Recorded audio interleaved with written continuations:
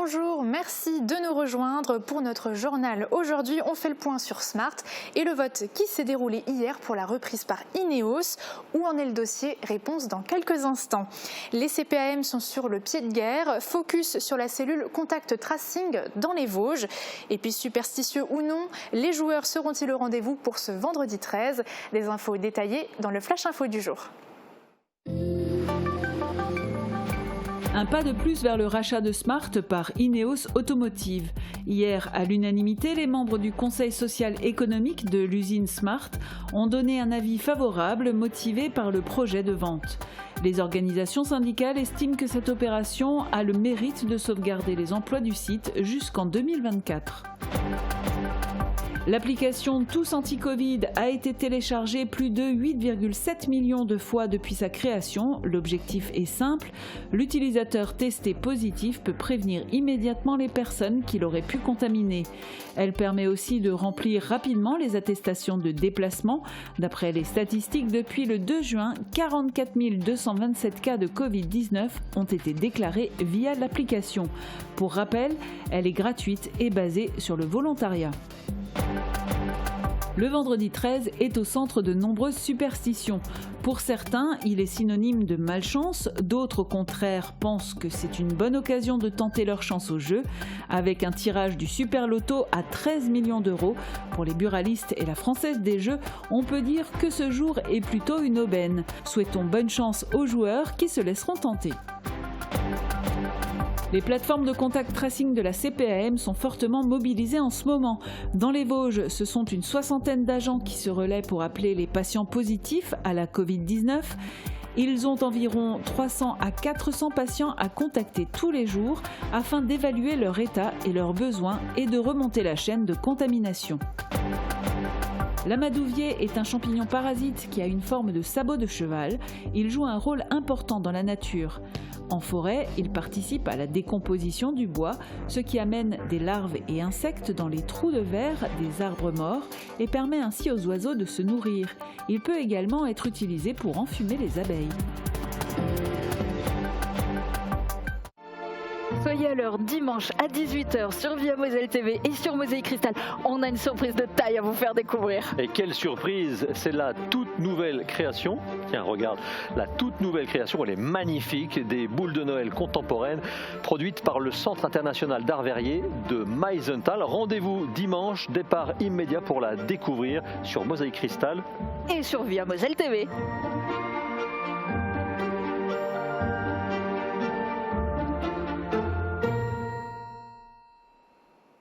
C'est la fin de 4 mois de négociations. Le CSE de Smart a rendu hier un avis favorable motivé concernant le rachat de l'usine Smart par Ineos Automotive. Les organisations syndicales sont satisfaites de voir les emplois sur le site préservés, mais estiment que certains points pourraient être améliorés. Guillaume Dumontail nous en dit plus. Préserver le maximum d'emplois le plus longtemps possible. Telle a été l'idée fixe de l'intersyndicale de Smart durant ces 4 derniers mois. Ils sont aujourd'hui satisfaits des résultats obtenus suite aux différentes réunions et négociations. C'est pourquoi hier après-midi, ils ont donné un avis favorable motivé concernant le projet de cession de 100% des parts sociales de la société Smart France à Ineos Automotive Limited. Un avis d'ensemble favorable avec une argumentation derrière qui permet de lister un peu les points qui sont très positifs, ceux qui sont à améliorer et les pistes de suggestions de la part du CSE également. Impossible de dire aujourd'hui combien de personnes travailleront sur telle ou telle activité. Qui sera employé pour la fabrication du grenadier, le 4x4 qu'Ineos Automotive va produire à Ambar, qui continuera de travailler sur la Smart jusqu'en 2024, ni qui sera concerné par la fabrication des activités complémentaires potentielles apportées par Mercedes. Sur l'ensemble, on est à 900 personnes aujourd'hui chez Smart. On va continuer à embaucher les personnes qui arrivent des partenaires jusqu'à hauteur des 1300 et cela au moins jusqu'à 2024, voire plus longtemps en fonction des activités complémentaires qu'ils nous ont promises. Ça sera des appels d'offres si ces activités complémentaires arrivent. Et pour autant, on va être vigilant sur le sujet également comme pour la Smart, c'est qu'on soit encore là à 2024 à réceptionner de l'activité de la part de Daimler en plus pour préserver ses emplois. Les prochaines années prouveront si ces 1300 emplois ont été préservés. Il n'y a que l'avenir et surtout le succès commercial du grenadier qui va nous dire si on a besoin d'autant de personnes ou pas. Il n'y a pas que nous qui sommes importants là, il y a aussi la partie commerciale. Est-ce que les clients seront au rendez-vous pour acheter un grenadier demain ? Parmi les points que les membres du CSE souhaitent voir améliorés figure la possibilité pour Mercedes de rompre les contrats à partir de 2023 sans pénalité. Les représentants du personnel veulent que ce point ne figure pas dans le contrat final car il va, je cite, à l'encontre de la garantie de l'emploi prônée par Mercedes. Cela témoigne de la grande vigilance des syndicats. Cependant, ils ont donc rendu hier un avis favorable unanime à la vente de Smart France à Ineos Automotive. Le rachat pourrait intervenir rapidement, sans doute avant la fin du mois. Dans un communiqué, la direction de Smart France se réjouit de la décision prise par le CSE. Elle estime qu'elle est le fruit des discussions constructives et positives menées avec les partenaires sociaux et politiques. Je me protège, je protège les autres. C'est la devise de l'application Tous Anti-Covid qui a été créée dans le but d'enrayer la propagation du virus grâce aux nouvelles technologies. Mais d'ailleurs, les Sarregueminois ont-ils téléchargé cette application ? Réaction. Est-ce que vous avez téléchargé l'application Tous Anti-Covid ? Non, pas du tout. Non, je ne l'ai pas téléchargé. Non. Et pourquoi ? Personnellement, je ne retrouve pas vraiment l'utilité. J'en ai pas vu l'utilité pour l'instant, voilà, c'est tout. Et puis j'ai pas envie d'être surveillé. Non, pas du tout. Et pourquoi ? Je suis pas du tout intéressée. Oui, je l'ai téléchargé, oui. Et pourquoi ? Parce que ça me ressemble très bien l'application, du coup j'ai préféré la télécharger parce que c'est quelque chose qu'on peut apprendre en fait si on est à côté de quelqu'un qui a eu le Covid ou qui est là, ou voilà quoi. Ça paraît pratique, hein. Moi je trouve que c'est une bonne idée, Parce que c'était plus pour l'attestation en fait, parce qu'elle se génère toute seule et elle garde les informations enregistrées. Moi c'est plus pour l'attestation. Après tout ce qui est les statistiques et tout ça, on en voit assez sur les réseaux sociaux. Est-ce que vous savez à quoi elle sert ? Non, pas spécialement, parce que je me déconnecte un peu de tout ça. Je fais pas forcément application en fait. Je pense pour savoir si on est dans un lieu où il y a des cas. Je pense. Après, je sais pas. J'ai entendu un petit peu, j'ai pas vraiment tout regardé, quoi. Donc, j'ai vu les statistiques par rapport au Covid, le nombre de cas avérés, positifs, il me semble. En tout cas, je sais que pour la principale, c'est si on est cas contact, et s'il y a une personne qui s'est avérée positive, on sait qu'on est prévenu via la CPRM ou via je sais quel organisme, comme quoi il faut qu'on parte faire un test et voilà. Et d'après les derniers chiffres pris aujourd'hui, 44 227 cas de Covid-19 ont été déclarés dans l'application depuis le 2 juin. Et dans notre émission de mardi, on vous parlait du contact tracing par la CPAM. En complément, on vous emmène au cœur du dispositif. Exemple, dans les Vosges, mis en place en mai dernier, la plateforme de contact tracing Covid-19 prend de plein fouet la deuxième vague. Une soixantaine d'agents se relaient 7 jours sur 7 pour appeler les patients positifs et tenter de remonter la chaîne de contamination. Reportage de nos confrères de Via Vosges. Ambiance ruche garantie dans cette salle qui accueille une plateforme standard, sauf qu'ici rien à vendre mais des vies à sauver. Mise en place depuis le mois de mai par la Caisse primaire d'assurance maladie des Vosges dans ses propres bâtiments, la plateforme Contact Tracing est au cœur du dispositif de lutte contre l'épidémie. Son rôle, remonter la chaîne de contamination de tous les patients testés positifs au coronavirus. Et le moins qu'on puisse dire, c'est que la deuxième vague est violente pour la soixantaine d'agents mobilisés en rotation 7 jours sur 7. Pour vous donner une idée, mi-août, on avait une dizaine d'appels qu'on passait tous les jours. Aujourd'hui, on a 300 à 400 patients positifs quotidiennement. Donc on est amené à appeler et rappeler chacun de ces patients tous les jours. Donc vous voyez, ça représente l'activité d'une trentaine de téléconseillers du lundi au dimanche, 7 jours sur 7, de 8h30 à 18h. Je vous appelle parce que vous avez été testé positif au Covid-19. Vous étiez déjà informé ?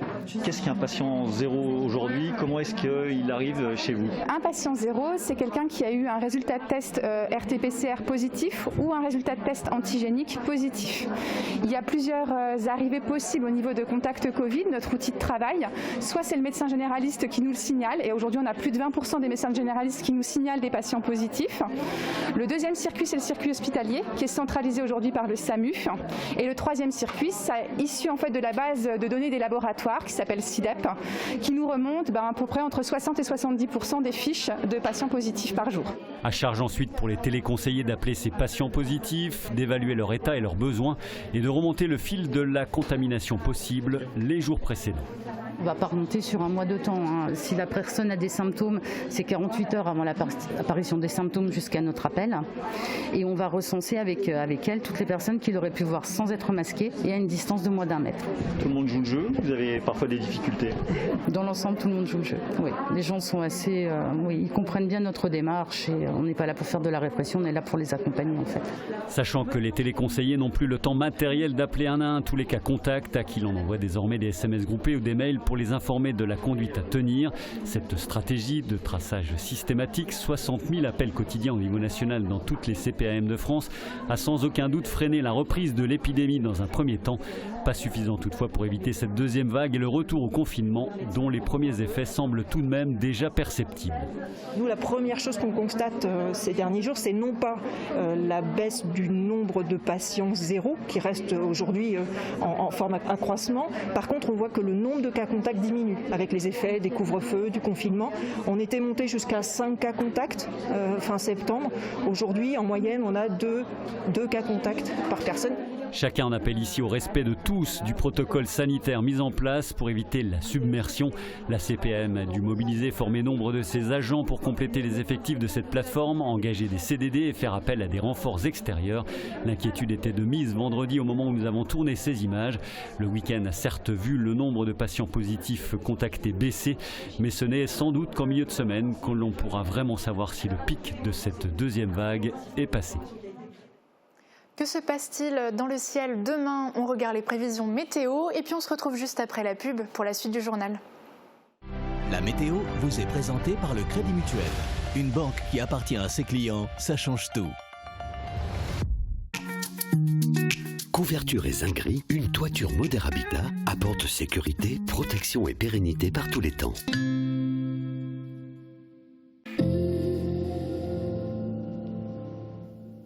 Bonjour tout le monde, demain le ciel sera couvert avec des pluies faibles en matinée. Mais dans l'après-midi, des éclaircies se forment sur notre territoire. Elles se généralisent rapidement et l'après-midi s'annonce assez lumineuse. Les températures iront de 7 à 8 degrés le matin et 12 à 14 degrés en journée. Demain nous fêtons l'essence. Le soleil brillera de 7h41 à 16h51. Passez une belle fin de semaine et à demain. Merci d'avoir suivi la météo avec le Crédit Mutuel. Une banque qui appartient à ses clients, ça change tout. Drive, Click and Collect ou livraison, vos commerçants de Sarreguemines se mobilisent. Soutenus par la ville de Sarreguemines, une centaine de commerçants s'adaptent pour que tous vos achats du quotidien et vos préparatifs de Noël se fassent en ligne. Commandez vos produits chez vous, bien au chaud, et venez ensuite les retirer ou vous les faire livrer. Retrouvez tous vos commerces préférés et la liste complète des participants sur le site de la ville de Sarreguemines, www.sarreguemines.fr. Ensemble, soyons solidaires et soutenons notre commerce local. Ne cherchez plus, le roi des vins est à Stirin-Wendel. Retrouvez plus de 3500 références de vins, une large gamme d'épiceries fines et des idées cadeaux pour chaque occasion. Le roi des vins, c'est du choix, des prix et des conseils. C'est aussi un service drive, une boutique en ligne et des livraisons prêtes en 24 heures. Le roi des vins à Stirin-Wendel, où choisir devient un plaisir. L'hiver est à notre porte. Le changement de pneu est fortement conseillé. Spécialiste du pneu depuis plus de 40 ans, Speedy vous propose toutes ses gammes hiver au meilleur prix. L'équipe reste aussi à votre service pour l'entretien courant et toutes vos réparations. Pour une bonne sérénité, Speedy à Sarreguemines vous accueille 6 jours sur 7, avec ou sans rendez-vous. SM Distribution propose une large gamme de produits anti-Covid pour particuliers et professionnels. Équipez votre enfant avec nos masques adaptés dès l'âge de 6 ans et découvrez notre Puro Biocide et Virucide biodégradables qui désinfectent et cicatrisent et tuent le virus en 30 secondes. SM Distribution répond à tous vos besoins anti-Covid-19. Qu'il soit positif ou négatif, vendredi 13 suscite toujours le débat. La Française des Jeux en a d'ailleurs fait un élément marketing. Alors, les joueurs seront-ils au rendez-vous? Reportage. Passer sous une échelle, briser un miroir ou encore apercevoir un chat noir, voilà quelques exemples des superstitions les plus célèbres. Mais celle qui fait parler d'elle au moins une fois dans l'année, c'est le fameux vendredi 13. Pour les paraskevidécatriaphobes, ce jour est synonyme de malchance. Et pour les autres, c'est l'occasion de tenter sa chance au jeu. Au bureau de tabac Eulinger de Beach, les joueurs et parieurs sont bien au rendez-vous et espèrent que ce vendredi 13 leur portera chance. Vendredi 13, je suis juste en train de jouer là. C'est ce que je vais faire. Vous êtes confiant? Oui, toujours. Sûrement, je pense. Mais peut-être pas forcément au jeu à gratter, mais peut-être pour parier en sport. Vu que vendredi, il y a beaucoup de matchs de foot. Oui, ça peut être aussi parce que je suis née le 13. Et j'ai gagné 100 € à l'instant, dans le cash. Si pour certains le vendredi 13 rime avec superstition, pour les buralistes et la Française des Jeux, ce jour, c'est plutôt une aubaine. C'est un gros rendez-vous, une journée exceptionnelle, parce qu'il y a des grosses cagnottes au niveau de la Française des Jeux.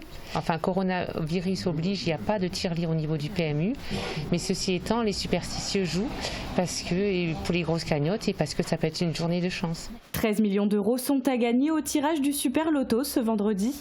Alors, superstitieux ou pas, ça vaut le coup de tenter sa chance. Eh bien, bonne chance à tous ceux qui vont jouer un vendredi 13. Voilà, c'est tout ce que j'ai à dire. Et on vous le rappelle, avec modération, car jouer comporte son lot de risques. Quand on parle de parasites, on pense forcément à un organisme nuisible. Si les champignons parasites peuvent faire des dégâts sur nos charpentes, par exemple, dans la nature, ils ont leur rôle à jouer. Regardez. On a maintenant une autre sorte de champignon, c'est les parasites. Ici, c'est l'amadouvier. Moi, je le retiens parce qu'on l'utilise pour amadouer les abeilles, c'est-à-dire on les sèche, et puis ensuite, si vous les mettez dans un enfumoir, pour l'enfumoir de l'apiculteur, ça tient le feu très très longtemps, la braise, ça forme une braise, ce champignon. Et puis avec ça, vous pouvez enfumer les abeilles, vous avez la fumée pendant très longtemps. Donc il participe à la décomposition du bois. Et ça, c'est très très bon, c'est-à-dire un arbre mort est source de vie. Voilà, on dit qu'un arbre mort est source de vie, parce que qu'est-ce qui se passe? Une fois qu'il est mort, les champignons commencent à le décomposer. Il y a des trous de verre qui se font partout, là où vous avez vu, là il y a partout des trous de verre. Donc il y a des insectes qui se développent là-dedans, des larves, et de cette manière les oiseaux, de toutes sortes d'oiseaux qui se nourrissent, qui arrivent à se nourrir grâce à cet arbre mort. Vous les reconnaîtrez parce qu'ils ont la forme du sabot du cheval. Ils ont leur rôle en forêt, c'est pour ça qu'en forêt on laisse un certain nombre d'arbres à l'hectare, je crois que c'est 5. Oui. D'arbres morts, pour le bienfait de la nature, pour l'environnement. Évolution de la situation sanitaire, maintien de l'activité à tout prix pour les commerçants, mais aussi beaucoup de solidarité. Voici les grandes lignes du Zap Me de la semaine, un condensé de l'actu, le tout en images.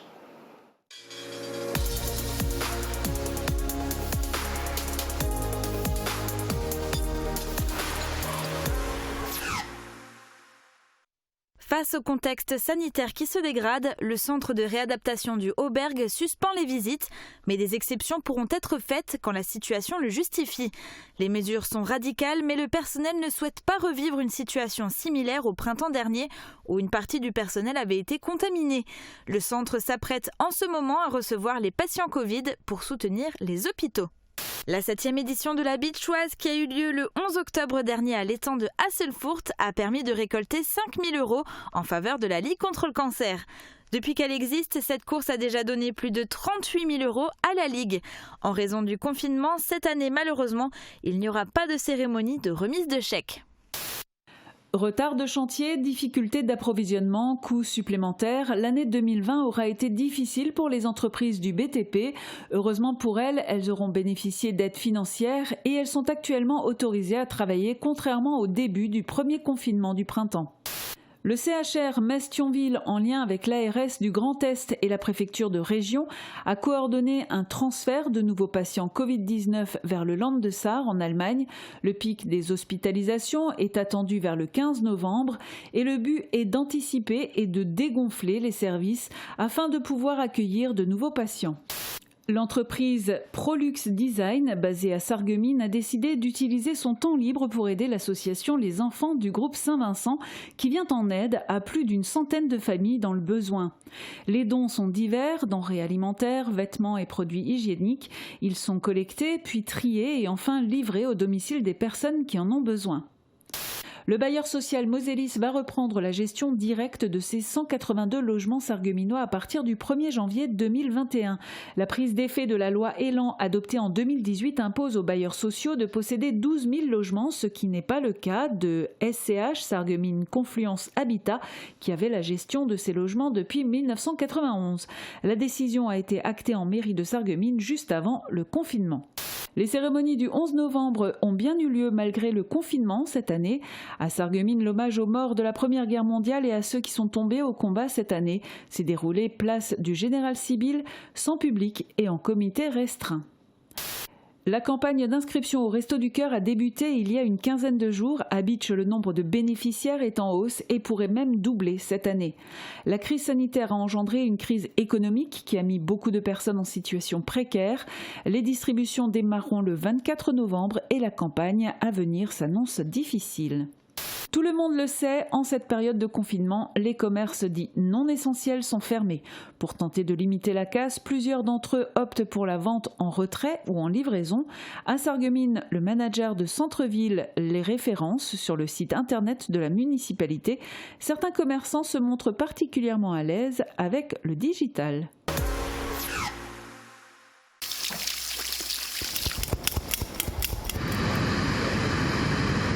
Les ciseaux, sèche-cheveux et tondeuses se sont tus le vendredi 30 octobre, jour du reconfinement. Les 70 000 salons de coiffure français ont baissé le rideau, mais les artisans n'ont pas baissé les bras. Véronique Gaudron, présidente de l'Excellence des coiffes, un groupement qui rassemble 270 coiffeurs du Grand Est, est sur tous les fronts depuis 10 jours. Présence dans les médias, mais aussi sur la toile, par le biais d'une pétition, les professionnels crient à l'injustice. D'autres commerçants de l'hôpital ont décidé de maintenir leur activité, même s'ils doivent rester fermés. Fabrice Schengel, tatoueur dans le centre-ville, a décidé de braver cette interdiction et d'accueillir des clients dans son salon. Pour lui, les risques de contamination sont minimes. Il porte un masque, des gants, le client est seul dans le commerce. L'ensemble du matériel est désinfecté très régulièrement. Inquiété de voir une nouvelle fois les commerces fermés à l'approche des fêtes, le gérant de l'atelier du t-shirt installé dans le centre commercial Best a pris l'initiative avec son collaborateur et un ami commerçant de mettre sur pied un marché de Noël en ligne sur Facebook. Vous l'aurez compris, cette année, le réflexe se trouve en ligne, mais sous forme de commande click and collect avec le marché Noël virtuel de France sur Facebook. À 2 mois de Noël, ce nouveau confinement est un coup dur pour le couple de gérants, même si cette année, les clients ont commencé leurs achats plus tôt chez King Jouet. Le couple Colin encaisse et en attendant, il a mis en place un drive. Muni d'une prescription pour monture de lunettes, de verres, de lentilles de contact, les clients ont le choix et en se conformant aux règles de sécurité très strictes. Les lunettes de soleil ne font par contre pas partie des dispositifs médicaux, à moins qu'elles ne soient prescrites. Les opticiens ne peuvent donc en principe plus les vendre, mais elles peuvent être commandées et livrées ou retirées en magasin. Hier, les commémorations de la fin de la Première Guerre mondiale n'ont rassemblé à aucune autre. Pas de porte-drapeau, pas d'enfants lisant le message de l'Union française des anciens combattants, peu ou pas de musiciens. Elles se sont déroulées en comité restreint à Forbach et à Faré-Bersviller. C'est un courrier menaçant que vient de recevoir Pierre Lang, maire de Frémin-Merlebach. En cause, sa fonction de président départemental de la Fédération des chasseurs et son courrier adressé aux élus pour leur demander de retirer leur signature. En Moselle, 2 députés de la majorité ont décidé d'apposer leur signature. L'idée ? Relancer le débat sur ce sujet, mais cela ne veut pas dire qu'elles voteront la proposition de loi si tantôt il y en avait une. Les échanges réguliers avec les syndicats d'agriculteurs ont permis de calmer les mécontentements. La question est brièvement débattue. Si ces défenseurs de l'environnement se montrent très intéressés par le sujet, ils s'accordent sur le fait qu'il ne concerne pas directement la protection des écosystèmes. Le GECNAL assume ne pas vouloir prendre parti sur ce sujet, une position qui lui a valu des critiques. Il faudrait déjà 40 000 € à Sandrine pour assurer les 3 premiers mois de ce traitement qui combine plusieurs méthodes, la chimiothérapie, l'immunothérapie et un vaccin conçu spécialement pour la patiente à partir de ses cellules. Pour réunir cette somme, Sandrine, son mari David et leur amie Karine ont lancé une cagnotte en ligne vendredi dernier. 926 personnes y ont déjà contribué pour plus de 29 000 € et la somme grimpe d'heure en heure.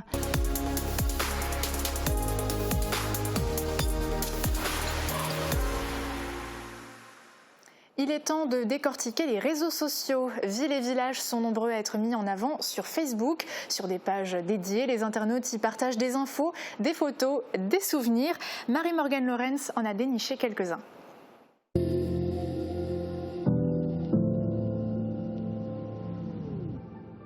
Bonjour à tous, je suis ravie de vous retrouver pour cette nouvelle chronique. Aujourd'hui, on va se balader ensemble sur Facebook. Vers 2014, il y a plusieurs pages qui ont vu le jour et vous les connaissez sûrement. T'es originaire de, suivi du nom de votre ville. Le concept était de partager des souvenirs, par exemple si toi aussi tu as passé ton adolescence à la patinoire ou qui a connu la piscine de la Sarre. Depuis 2014, la page Si t'es originaire de Sarreguemines rencontre toujours un grand succès, elle compte aujourd'hui plus de 10 000 membres. D'autres villes ont aussi leur propre page, notamment Sarralbe. Les habitants y partagent également régulièrement des photographies et ces groupes permettent aussi d'échanger sur les actualités de la ville. Des plus petits villages ont encore des pages actives, notamment Roulin, Sarinsmin ou Grosse-Bliederstroff. La page autour de Sarreguemines est aussi bien fournie. Elle permet de découvrir des beaux coins du secteur, alors ça ne concerne pas que Sarreguemines mais aussi la Moselle et plus largement le Grand Est. Sur la page Quoi de neuf sur le Beacherland, vous pouvez avoir plein d'infos sur les petits commerces et restaurateurs qui proposent leurs services et c'est encore plus important dans cette période de confinement. Sur la page appelée tout simplement Beacherland, vous pouvez découvrir plein de photos d'archives qui vous replongeront dans le passé. L'une des pages que je voulais aussi vous présenter, c'est Biesbruck hier et avant-hier. Vous aurez toutes les informations sur la commune et les événements qui vont s'y dérouler. Et si vous avez loupé une actualité, aucun souci, il suffira de patienter un petit peu pour ensuite découvrir toutes les images de la manifestation sur la page Facebook. Si vous êtes abonné à d'autres comptes de ce type, dites-moi lesquels dans les commentaires. Et moi je vous retrouve la semaine prochaine pour une nouvelle chronique. Et puis parfois, il faudrait faire un petit peu une détox des écrans et ça s'avère difficile pour les parents de la famille tout écran. Mais les enfants ne les laisseront pas enchaîner les épisodes de leur série préférée. Chérie, on y est presque. Et voici le 12e épisode de Choses étranges. C'est parti. Je sais pas comment ils font. Moi, j'ai tellement sommeil.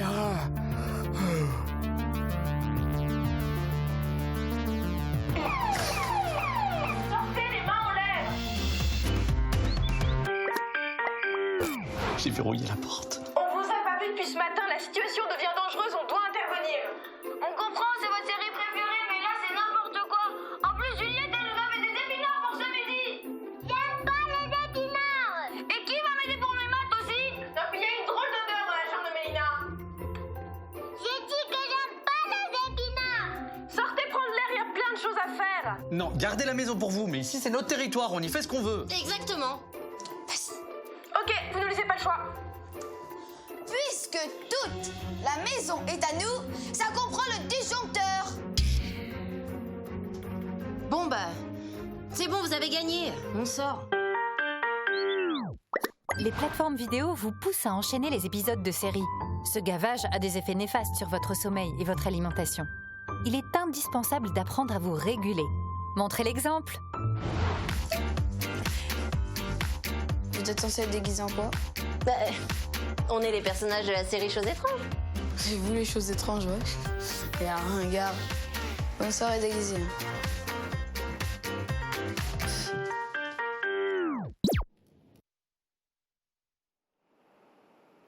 Et l'info continue sur Mosaïque Cristal. Pour ne rien louper de l'actu locale, retrouvez-nous sur les réseaux sociaux.